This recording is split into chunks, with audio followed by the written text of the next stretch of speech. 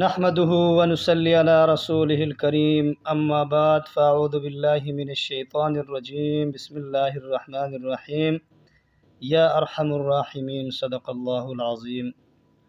محترم دوستو، آج ہم سیکھیں گے دعا مانگنے کا طریقہ۔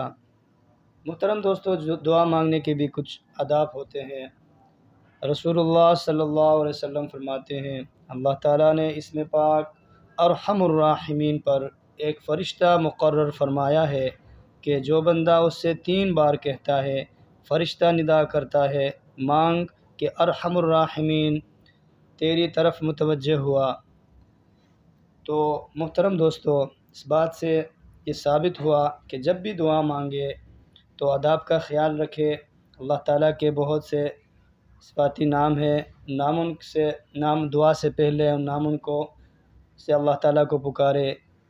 خاص کر جو بندہ ارحم الراحمین کہہ کے اللہ تعالیٰ کو پکارتا ہے، اللہ تعالیٰ ضرور اس کی دعا کو قبول کرتا ہے۔